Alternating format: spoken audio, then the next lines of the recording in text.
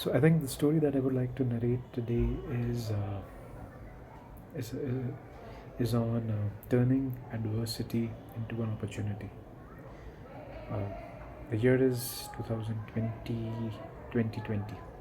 Amidst of COVID, working from home, I was I had recently taken up the position of the national terminal manager for a fuels retailing company. So managing the bulk commodity storage across the country. Uh, I it's I think it was late afternoon. I get a call from my colleague at one of my sites. Hey boss, we have a driver who's fainted, and we need to rush him to the hospital.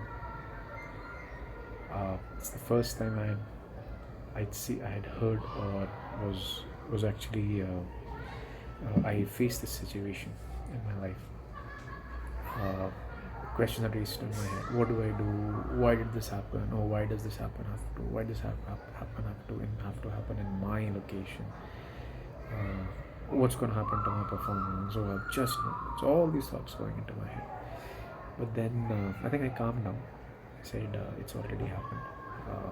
Let's see how we can solve it. So I think trying to move from extremely critical and cursing destiny kind of a mode to sort of thinking more from being helpless to okay, what can I do? What's in my control? So calm down, made calls, talk to people, and we made sure that the person was admitted to the hospital. We followed all the company protocols, uh, and I for once I thought, okay, I've done the right thing, and there shouldn't the person is safe. There is no major impact.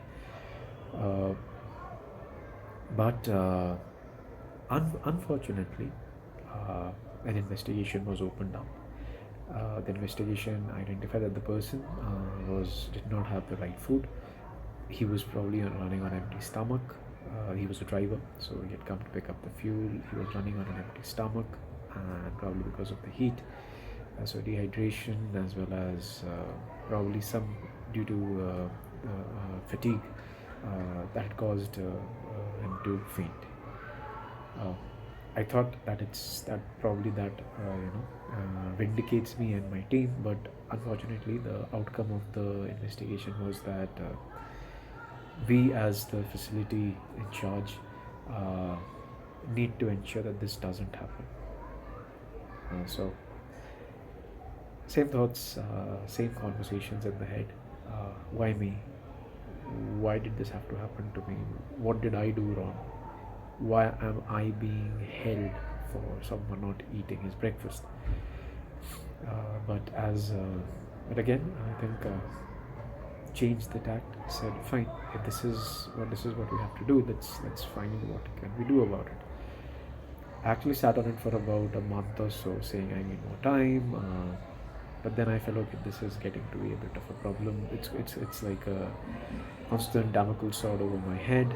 So I started to think, and then I thought, why not? Why don't we do some kind of we put in biscuits and have water, so in case this thing happens again, we give biscuits and water, and we maintain a register and everything. A very bureaucratic or a very process-based approach. But then, as I started to talk to all the colleagues in my team, uh, one thing led to another, and we decided to run a campaign. None of us had imagined, none of us knew how to run a campaign.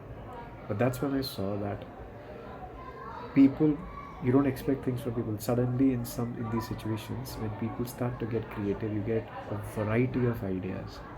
And I had someone in my team suggesting poems, and the person was able to write poems. Another colleague, he had worked in a function before, and he knew how to get posters made. And as the juggernaut rolled and rolled and rolled,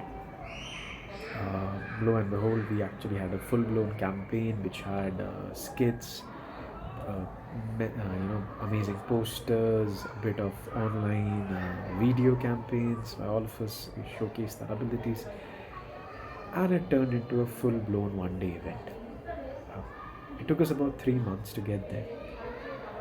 No one in our senior leadership actually thought this this was happening in the background. They were probably expecting a very standard, a standard speech and simply, getting things to move.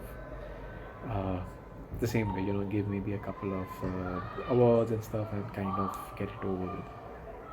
Uh, on the main day of the event, some of our leaders were traveling and they were not told of the full things that were planned. Our head of the business actually landed up at one of our facilities and was shocked to what you saw in a positive way. Uh, he was invited to be the chief guest, and I remember getting a call after that and saying, "Hey, I did not know I was going to be a chief guest and I was expected to give a speech." I laughed and said, "I didn't know that either." And we both laughed about it, but I think this was one of those moments where I truly felt that I was able to co create something with the wider community, which I never thought I could do. This entire campaign gave a very strong message to the community in terms of eating right, being healthy, making sure you have your meals. Uh, our partners in the transportation business with whom the drivers were associated with, they also started taking care of these things. Uh, it drove a very positive messaging around the importance of being healthy in the line of work that we are in, which involves long hours, stressful days on road, and sometimes even very harsh climatic conditions. And you were in charge of managing a commodity that is significantly high in value and is high risk.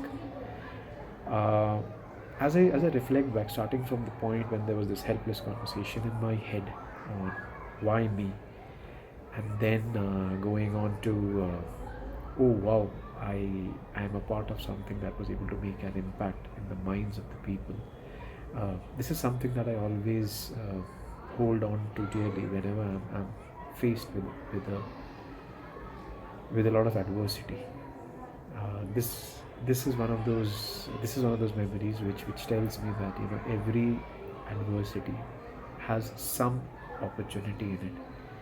We just need to go along with a positive frame of mind, and every adversity will turn into an opportunity. Thank you.